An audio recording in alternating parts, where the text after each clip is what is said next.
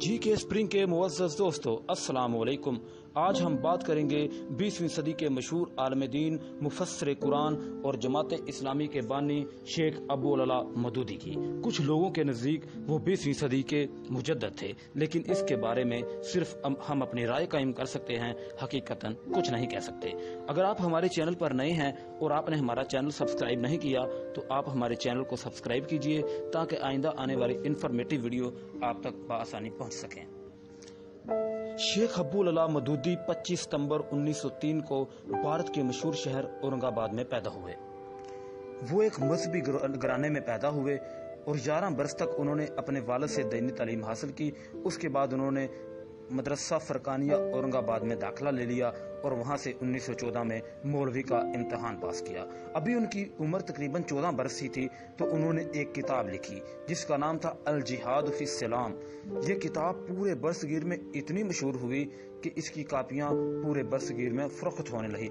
और इसी किताब के बारे में शायर मशरक डॉक्टर लामा मोहम्मद इकबाल ने कहा था कि जो भी दानश्वर बरसगीर के लोग हैं उनको जिहाद के मामले में ये किताब जरूर पढ़नी चाहिए। इस किताब को लिखने का मतन ये था कि उसी जमाने में कादियानियों के नबी, यानी जो उनके नजदीक उनके नबी हैं, मिर्जा गुलाम अहमद कादियानी, जो कि एक कज़ाब था, उसने ये कहा था कि इस्लाम में जिहाद का तस्वर नहीं है, और मौलाना मदूदी ने उसकी जड़ें उखेड़ दी और जिहाद पर किताब लिखी और पूरी दुनिया के अंदर शोहरत और नाम कमाया। और कुछ लोगों के नज़दीक 1938 में वो भारत के शहर औरंगाबाद को छोड़कर पाकिस्तान के शहर लाहौर में आकर मुकीम हो गए। और कुछ लोग कहते हैं कि उनको लामा इकबाल ने एक खत लिखा था और कहा था कि आप यहाँ पर आ जाएं और इस्लाम की तरवीज करें। वो यहाँ पर आए और मुख्तलिफ अखबारों और मुख्तलिफ रसाला जात इस्लाम के लिए लिखते रहे और आखिरकार 26 अगस्त 1941 को लाहौर में इन्होंने जमात इस्लामी की बुनियाद रखी। जब जमात इस्लामी की बुनियाद रखी तो इसमें सिर्फ पूरे बरसगीर में 75 इंसान शरीक हुए, जिन्होंने चुनकर मौलाना मदूदी को इसका चेयरमैन मुकर्रर कर दिया। इसी तरह वो पाकिस्तान के अंदर अपना काम करते जा रहे थे कि 1948 को उनको एक जुर्म के अंदर कैद की सजा दे दी गई। वो जुर्म ये था कि वो पाकिस्तान के मुतालबे के खिलाफ थे और वो इस्लामी निज़ाम को पाकिस्तान के अंदर राइज करना चाहते थे, और उनका और कायदे आज़म का नजरिया मुतसादिम था। लेकिन 1950 में 2 साल बाद वो रिहा हो गए। पाकिस्तान बनने के बाद एक सबसे बड़ा अहम इशू ये भी था कि कादियानियों की तहरीक ने जोर पकड़ा। 1953 में मौलाना अब्दुल अला मदूदी ने कादियानियों के खिलाफ एक किताब लिखी और जिसमें इर्रेफ्यूटेबल आर्गूमेंट से उन्होंने ये बात डिक्लेयर कर दी कि कादियानी पक्के काफिर और मुर्तद हैं।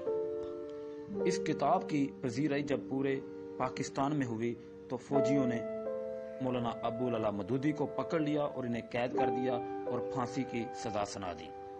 लेकिन कुछ अरब ममालिक बीच में आ गए जिन्होंने मौलाना अब्दुल अला मदूदी की रिहाई की बात की और पाकिस्तान को प्रेशराइज किया। उनके कहने पर 11 महीने बाद मौलाना अब्दुल अला मदूदी को जेल से रिहा कर दिया गया। 1963 में जमात इस्लामी ने लाहौर में एक बहुत बड़ा जलसा मुनक्कद किया जिसकी क़ियादत मौलाना सैयद अब्दुल अला मदूदी कर रहे थे, लेकिन किसी शख्स ने मौलाना अब्दुल अला मदूदी पर कातिलाना हमला किया और फायरिंग शुरू कर दी। लेकिन मौलाना अब्दुल अला मदूदी महफूज रहे और उनका एक गार्ड इस हादसे में जान की बाजी हार गया। अयूब जब बरसरे इक़्तिदार आए तो 6 जनवरी 1964 को जमात इस्लामी को बैंड कर दिया गया और उस पर पाबंदियां लगा दी गई। यहाँ पर मैं आपसे ये बात का भी जिक्र करना चाहता हूँ कि मशहूर आलिम दीन डॉक्टर इसरार अहमद भी मौलाना मदूदी के एक शागिर्द थे, लेकिन और वो जमात इस्लामी के कारकुन भी थे। लेकिन जब मौलाना मदूदी की जमात ने सियासत में हिस्सा लिया तो डॉक्टर इसरार अहमद ने ये कहकर जमात इस्लामी को खैर आबाद कह दिया कि हम खिलाफत का निज़ाम लाना चाहते हैं, और मौलाना मदूदी ने सियासत में शिरकत कर दी है जो कि हमारे नजरियात के खिलाफ है। इसलिए उन्होंने इनकी इस तंजीम को छोड़ दिया। और एक और मशहूर आलिम दीन हसनुल बना भी मौलाना मदूदी से मुतासर हुए और इस्लाम के लिए काम करने लगे। मौलाना मदूदी ने कुरान की एक तफसीर की किताब लिखी जिसको दुनिया आज तफहीमुल कुरान के नाम से जानती है। इस तफसीर के अंदर मौलाना मदूदी ने इस्लाम की ऐसी तरजीह की कि जिसका हम सोच नहीं सकते। قرآن میں جن مقامات کا ذکر ہے مولانا مودودی نے ان مقامات کا وزٹ کیا. وزٹ کرنے کے بعد بہت اچھے نتائج نکالے اور قرآن کی تفسیر ماڈرن زمانے کے حساب سے لکھی جس کو پوری دنیا میں بہت پذیرائی ملی. اس کے بعد مولانا مودودی اسلام کی خاطر کام کرتے رہے اور انہوں نے مختلف کتابیں تحریر کی. ان کی اس خدمت پر سعودیہ کی حکومت نے اسلامی دنیا کا سب سے بڑا ایوارڈ شاہ فیصل ایوارڈ مولانا مودودی کو دینے کا فیصلہ کیا اور 1979 کو مولانا مودودی کو شاہ فیصل ایوارڈ سے نواز دیا گیا اور اس وقت ان کی عمر تقریباً 75 برس کے قریب ہو چکی تھی اور ان کی طبیعت مسلسل خراب رہتی تھی. ان کے صاحبزادے کے کہنے پر مولانا مودودی علاج کے لیے امریکہ گئے. وہاں پر وہ اپنا علاج کروا رہے تھے لیکن اسی دوران یعنی امریکہ کے اندر ہی ان کا انتقال ہو گیا اور پھر ان کی میت واپس پاکستان لائی گئی.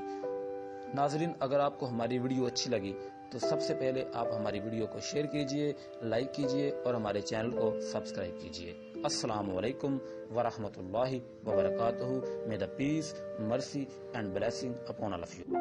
جی کے اسپرنگ کے معزز دوستو، السلام علیکم. آج ہم بات کریں گے 20ویں صدی کے مشہور عالم دین، مفسر قرآن اور جماعت اسلام